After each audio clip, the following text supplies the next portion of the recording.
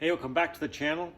And on this video, we're going to get into some of the body work. I'm going to try to keep it into sort of some tips and tricks and show you what I'm doing, show you what I'm fixing, but try not to bore you with too much sanding type stuff. So stay tuned. Hope you enjoy it.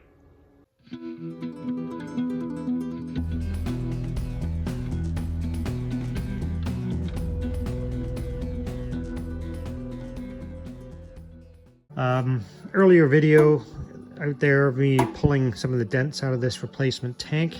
I can check that out, and I've got them all out as far as I can get them, and I'm happy that I haven't got any crowns or anything I'm dealing with in the sort of crowns being raised sections of steel, and any imperfections that are still here are just small dimples that I can easily fill. My usual rule is I don't really want any more than about 1/8 of an inch of filler anywhere, preferably less. But what has to happen now is I've got to remove these Kawasaki Ninja decals off the tank. So heat gun, razor blade, and I'm just going to shave all this stuff off. You got to get the decals off before you can repaint it. May seem obvious to you and me. However, there are many tanks that I have stripped to refinish to find layers of decals underneath where somebody has just painted over top, and then they wonder why the paint cracks and all of that kind of stuff. So shave the decals off with a razor blade, and then I can sand the tank, and then I can in any areas where I'm going to do filler, like a little bit of filler, I'm going to take this tank down to the bare metal. And then anywhere else, like up here for instance, I probably don't need to go down to bare metal because this is original paint. So just flattening it back with 400 should be sufficient. But I will say that if a tank has been repainted in the past, then I will strip the whole thing back to bare metal so I know what I'm dealing with. This one, I'm fortunate, it's an original tank. The blemishes that are here are the ones that I pulled out. So yeah, that's the way we're going to go with this one. All right, so I got the decals are all off. I'm now just going to clean off these areas or any areas when I want to put filler. I'm starting off with an 80 grit because I want it to be pretty coarse. It just helps the filler surface filler I'm going to use bond better. So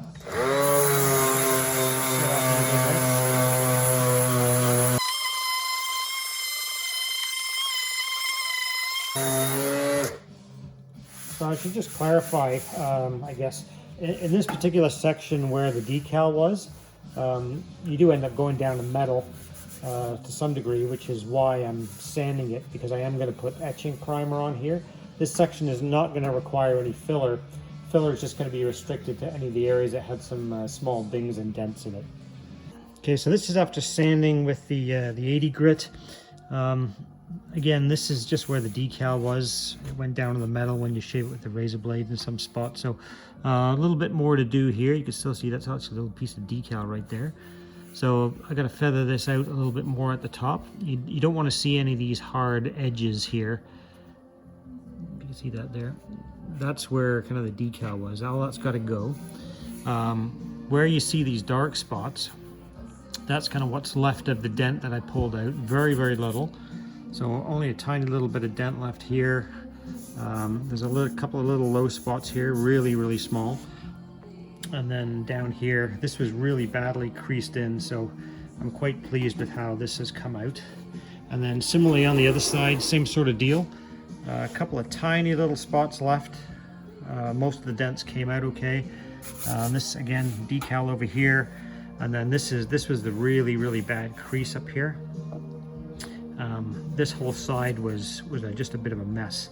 So low spot here, and then obviously low spot right through here, but it's not deep enough to be concerned about it. I just have to kind of get, you can't really get in here too easily with the DA, and obviously you don't want that kind of smooth paint left in there, so all that's got to get sanded. I'll take a different tool to get all of that out of there, and then we can set about putting a bit of filler on there, surface filler.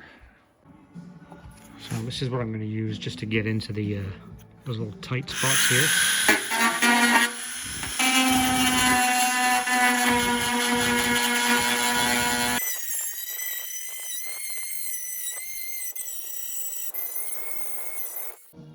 All right, so I'll show you the two fillers that I typically use. This is called Metal Glaze by Evercoat, as you can see. The thing that's nice about this stuff is it's kind of in a squeeze bottle. It's a good quality professional grade filler, and it flows really, really nicely. It self-levels to some degree, so it's quite nice to work with because it's kind of thinner.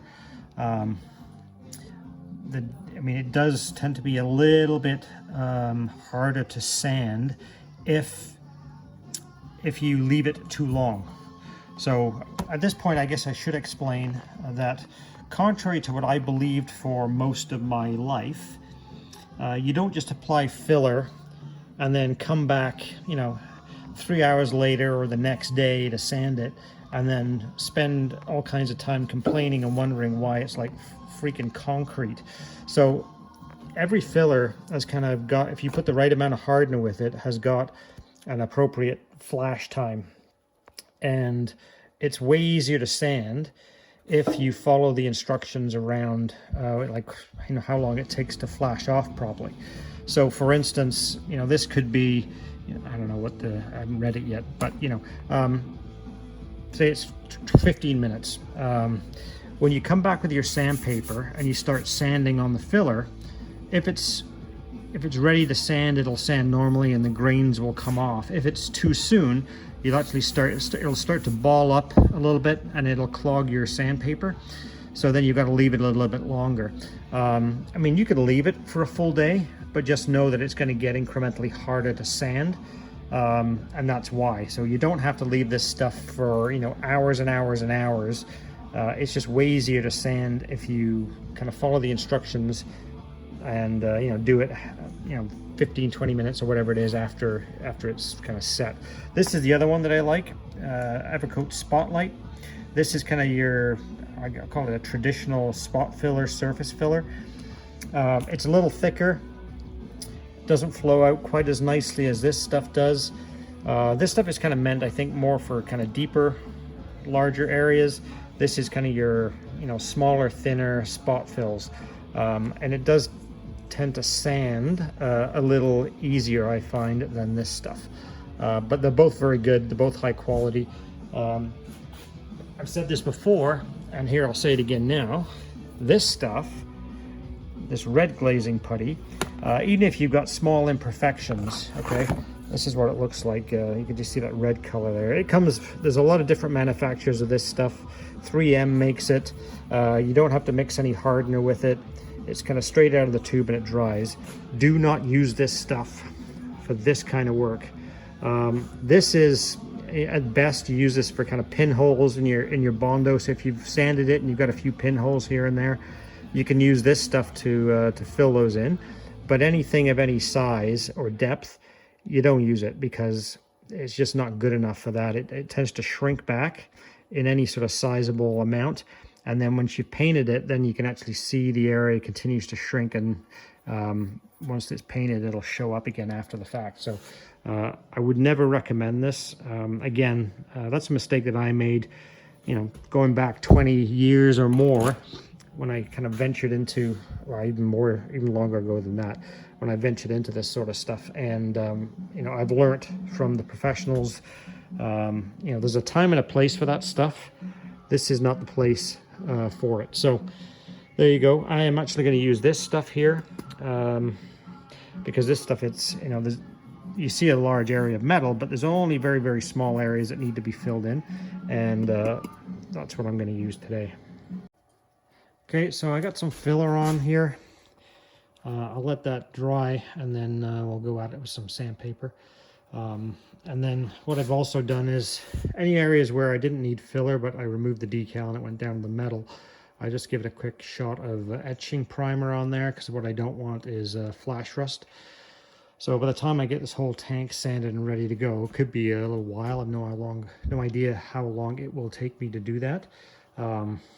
So in the meantime, I don't have to worry about that flash rusting. So yeah, any areas where there were small dents, I've kind of flooded that with filler. And I'm reasonably confident, except for this spot, that I have enough filler on there. I have a slight feeling I should or will be required to put in a little bit more on here, just to make sure that when it gets sanded, I don't have any low spots, but we'll see. So the other piece of advice that I would give, if you're fortunate enough to be working on a tank that's original, you know, whether it's a ZX7 tank or anything else, and you're going to be repainting it, it's really important, to me anyway, to get the tape lines as close to what they were originally as possible. Otherwise, it's just not going to look right when you put the bike back together. So if you get the stripes wrong on the tank, those stripes are not going to line up with you know, the stripes on the side fairings, and you know, the bike will just end up looking bent even though it isn't. So tape lines are important. And what I like to do, I haven't done it on this one because I still have my templates left over from when I did the 1990 tank, but you can do exactly the same thing. And there, all my templates are here for painting. And what I did was I made this template. Basically, it just fits like right over there, like that. Lines up with the hole for the fuel filler. And you can see how well that lines up with the, if I slide it up, you can see the paint line there. It works really well. And what it just allows me to do is I can just use my magnets when I'm in the paint booth to hold that template on there, and then I can tape off where I want the, you know, in this case it'll be white, so I paint the whole tank white, put this on, tape around this edge, and then mask everything off below there, and then I can paint. When this comes off, it just leaves the section open that is going to be blue. And then similarly with these templates, these are for the sections of the tank that end up being green, so they go on like that. Okay, so like right there, like that. Same idea, right? So that way you get to reproduce those paint lines pretty accurately. And then it just yields a much more, you know, professional sort of look to it. If you end up kind of doing it by eye, it's, for me anyway, because I'm not Chip Foose, getting tape lines that accurate by eye is exceptionally difficult. So not only are you going to get them in potentially the wrong place, but on a tank, you know, it's just never going to end up being symmetrical, right? So it's really important to, for me anyway, to make these templates, and I'm glad I kind of kept these ones around, because otherwise, yeah, I'd have to make them again. So. But yeah, I mean, I used them when I did this tank. Of course, you may recall from the videos that I did, and you know, I do think that came out very nicely. The templates work like a charm, and all the paint lines line up pretty well on that, so it's definitely worth doing. Okay, another tip, things that I find useful, and having, you know, been tutored by my buddy who's a professional body man. So aside from kind of looking and saying, you know, visually, does this look okay? I make sure there's no hard edges on any of the areas of filler. The other thing that's important to do is to not just trust your eyes. Like you have to run your hands over this stuff, because your hands and your fingers will pick up things that your eyes can't. So you can feel high spots, you can feel low spots. If you move your hand gently over the panel, you can feel where you're going to need to go back and add, you know, a little bit of filler. The other thing, there are always going to be telltale signs, right? So this tells me that this is high and this is low. So, and if I run my finger over it, it's very, very, very slight, but it's there. So the right thing to do here is probably just to give it another light skim of filler flood that area, because once you get down to the metal, and you're still not kind of even, it may not show up that well now, you may not feel it that well now, but you'll sure see it once you get gloss paint on it. So that's going to need some more attention. You can see here the sanding scratches, because I had to get in there with a Dremel tool, and it feels smooth, but I know from past experience that that's going to require a little bit more filler. That might fill in with some high build primer, so that might be okay. But I can feel that it's slightly low there, so that's going to need filler. And this here, this is the one I was worried about the most, and I can feel there's a low spot right here. There's a very slight low spot there. There's a low spot here where you can see right there, right? Because there's pinholes or depressions in the filler there, so clearly that needs a bit of filling. And again, this is a warning spot here, because this is obviously slightly high, but this whole thing around here was it was a dog's breakfast, as you saw before, with all the dents. So this is going to take a little bit of work to get this the way that it needs to be. I'm going to have to flood this whole area again with filler. I mean, ideally, you don't really want to hit the base metal when you're trying to get this stuff smooth and flat, but with a tank with all kinds of contours and dents and all the rest of it that were in there, and me being an amateur, that's just kind of inevitable. But trust your fingers. If you run your fingers over stuff, it's really obvious. So the other thing I'm doing here on the underside of the tank is I'm getting rid of all of this old foam. This stuff starts to deteriorate and crumble after a while, and the last thing that I want to have happening is when I've got this thing set up in the paint booth and this stuff is, with the air movement that you get from a paint gun, all this crap starts to come off, and then you end up getting stuck in your paint. So taking it all off. All right, so I've taken off the windshield and this front fairing. Look at it from the outside. I mean, it looks good. There's no obvious issues with it aside from just kind of scuffs and wear and tear. But you look from the inside and it's a whole different story. So obviously it's had a lot of repairs. So there's been a lot of epoxy type of stuff with probably like a fiberglass mat laid in here. So section here, all through here. This section here is really, really thick. Focus that in there. So really, really thick here, super thick there. You can see how thick it is where the mirror fasteners go through. Same patch here, down here. There's a fiberglass patch laid in there. So, well, it's down here, down here, down here, down here. Now, first thing I need to do, let me stop there. Let me back up for a second. So, the OCD in me tells me get rid of this and start again. But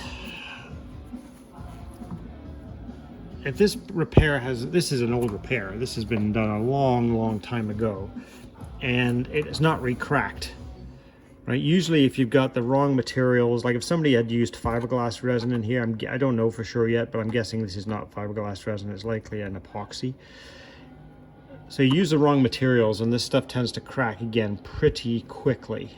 So it's lasted the test of time. Somebody's obviously used the fiberglass material here or some sort to reinforce the repair. All of those things are good things. It just doesn't look good on the inside. So the part that bothers me the most is the thickness of this. I mean, it's a good 1/4 inch thick here. So don't know if you can get the perspective on that there, but it's really, really thick. And if I go back to a an OEM piece, I mean, that just by looking at that hole there, you could see how thick that is, right? So I'm gonna have to do something about that. It needs to be kind of taken down. So I'm gonna go use a sander. I'm gonna clean through all of this fiberglass and whatever is here. I'm gonna smoothen it off. I'm not looking to remove everything. The only places I'm going to remove a lot of material is here, because I need to make sure that the windshield fits properly and everything goes back the way it needs to go. This is just going to get smoothed off, so I'm just going to create a whole pile of dust and smooth this stuff down. Just make it look clean inside, so when it gets painted it doesn't look like somebody just slopped a pile of stuff in here just to patch it back together. And then we'll see how we go from there. If I find something as I start grinding that's worrying, then I can set about fixing it, what I believe to be the better way to go. But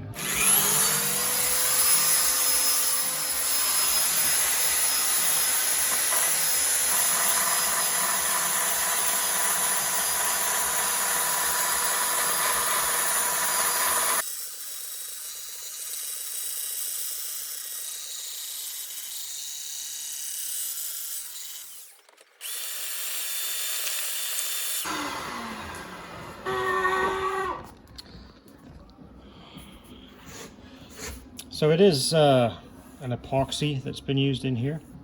So that certainly would explain part of the reason why it's lasted as long as it has. All right, so I'm trying a little bit of the paint stripper on the side panels here, and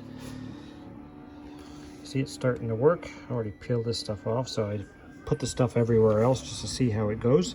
You do have to be careful that you don't get down to the ABS plastic with this stuff, because it will melt the ABS. All right, so that's about 40 minutes of peeling and stripping and whatnot, so a little bit left to go. But I think this is a single stage paint on these green panels that I'm using. It peels off a lot easier than the blue panels. I tried the upper fairing yesterday. It didn't come off very easy, so I'm going to give that another shot. This paint stripper works really well on some paints like this. It just kind of blisters it right off. As I said, I think this is a single stage paint. But you take a look at the blue paint, which was space clear. Doesn't work anywhere near as well. I mean, it's just a tough go getting this stuff off. Some spots I've been able to get the clear off, but yeah, it's a lot more difficult. And you might wonder, well, why aren't you just sanding this stuff off? Well, the reason for that is it makes much less mess doing it this way. Unfortunately for me, I'm kind of doing it here in the heated shop, so this is kind of my combination showroom, man cave, workshop, do all things in here. And the more dust I make, then I just spend twice as much time cleaning all that other stuff back up again. Sometimes if it gets really bad, I'll cover it all over, but it's just a giant pain in the neck, so this creates far less mess. I have to sand it anyway later, but to a lesser degree. So as promised, I'm not going to make you watch hours and hours of me sanding, because that would be really bad. But just kind of quick checkpoint here. Basically just trying to make sure I can get off the majority of the old paint off these side panels. So I've used a cordless DA to get the bulk of it off, and then in all the kind of the nooks and crannies here, I'm going to have to resort to hand sanding the rest of that. So okay, so one of the trickier things that I'm going to have to do with these lowers is, if you take a look on this lower panel, this is correct. It has a mounting boss there, so see how that's kind of recessed, and that's so you can mount the bracket for the stiffener. That kind of, there's a V stiffener that fits in the front. This one is supposed to have one here too, but it doesn't. And the reason it doesn't have one is because this panel has been repaired, and when they repaired it, they basically just epoxied over it Whoever did the repairs on this panel did a really nice job. It's got reinforcing, and unless you go looking for it, it's really hard to tell that they've fixed this up. They took as much time sanding the inside as they did the outside, but I don't know if you can see that there or not. That's where that mounting bar should be, but you can see there's actually fiberglass cloth in there with epoxy or whatever. Maybe it's not fiberglass cloth, but it's like a mesh of some sort. So I'm going to have to create a template off the other one, cut a hole in here, and yeah, then I'm going to have to fabricate a new boss, new mounting point, the same as the inside of this one. I'll show you the inside so you can see what it looks like. So that's what I have to fabricate. So the first thing I have to do is cut a hole in the other one in exactly the correct place on the panel. So I'm going to take a template off this, transfer it over to the other panel, and then I'll cut it out. All right, so there's the template that I made off the other panel. So I'm going to flip that over onto here. I'm going to line the bottom of the template up with the bottom of that NACA duct. And then I'm going to use this line on the other side to make sure that I have it in the right spot over here. So I'm going to do this with two hands, but I just kind of wanted to show you the kind of general idea that I'm going with. But what I will do is I'm going to cut that hole out, and then I can mark it on here with a Sharpie and then cut it out. So there's my hole that I'm going to cut out. I think it's basically the same as that, I think. We'll see how it goes. So the other thing I've done just to double check things is I've mounted the bracket to the back of the V-brace piece, and I put that inside to make sure that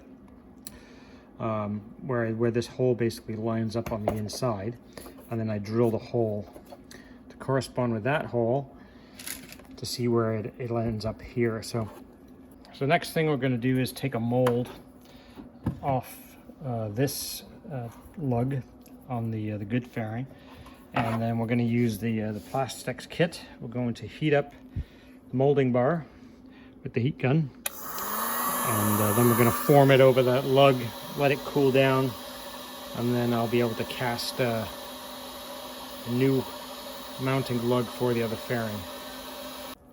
Okay, so there's the mold, and I decided to take the mold off the back side just because it's easier to fill a mold like that, as opposed to trying to take a mold off the other side, and then how do you fill it up, right? If you're trying to do it the other way. So you really need to take something you can fill. So what I'm going to have to do is when I fill this up and it dries, I basically have a blank that I can glue onto the other fairing, and then I'm going to have to kind of drill it and hone it out from the inside to get the right shape.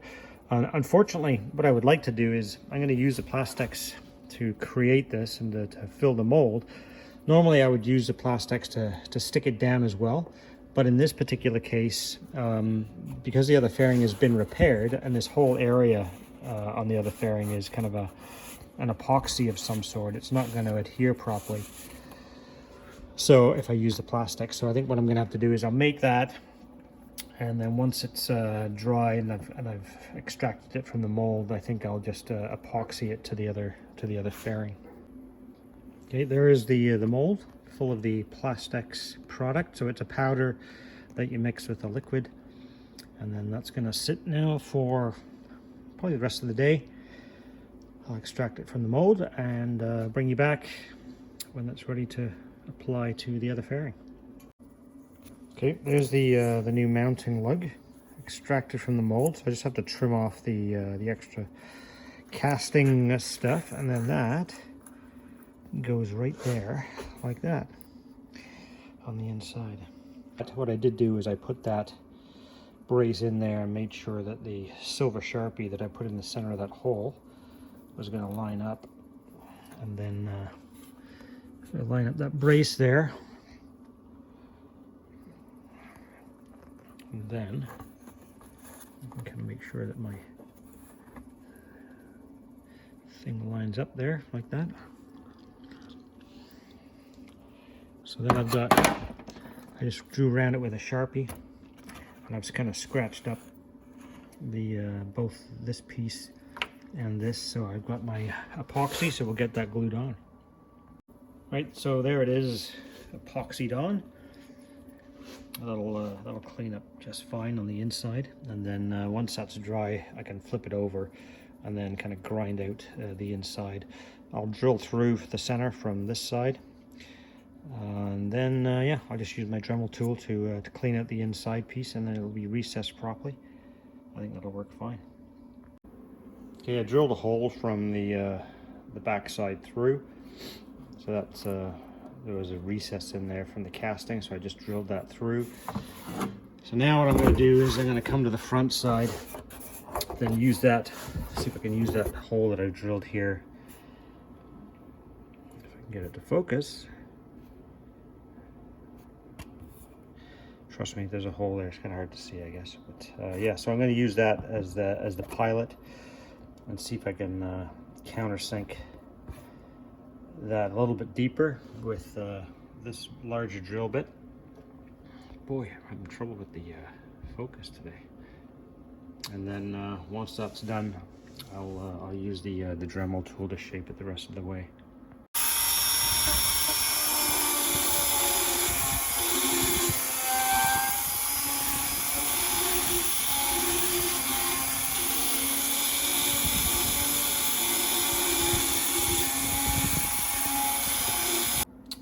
Alright, so there it is. It'll work just fine. Just a little bit of sanding just to round off these edges just a little bit right here, and it'll be perfect. I did a trial fitment. The screw fits through fine, and yeah, everything is good. So the other thing I've just done here is I've fabricated a new mounting tab here. I couldn't use the other one that I had as a model because it's kind of on the opposite side. So basically I just fabricated it out of another piece of ABS plastic from an old fairing, and I plastic welded it on. And then just to get the hole in the right place, I did attach kind of the tail light section, and had to move the hole a little bit. So I'm just filling in the gap around that hole with some plastics product, and then once that's dried, I'll pull that silicone plug out of there, and that'll give me a good position for the mounting hole. The other thing that I found with this tail section was down here. There's a little cutout in the corner that you can see. That was missing, so there was no cutout down here. So this cutout was basically full. And then this hole was also missing, so that would mean that you can't actually mount the tail light fairing, which kind of clips between the two side panels. That wouldn't have allowed that to mount properly, so I fixed that. That all lines up. There was also a lot of additional epoxy down inside here. There's a lot of epoxy also on the tail light surround that I had to trim back so it would all fit in there. So yeah, it just makes sense to trial fit everything. What looks right isn't necessarily correct, so you do have to put the stuff together and just to make sure it's all going to fit. So that's a wrap for this video. Thanks for watching. We're going to keep this one strictly bodywork, and then when we come back to the body panels, it'll be into the paint booth, and we'll see how that goes. So see you next time. Thanks for watching.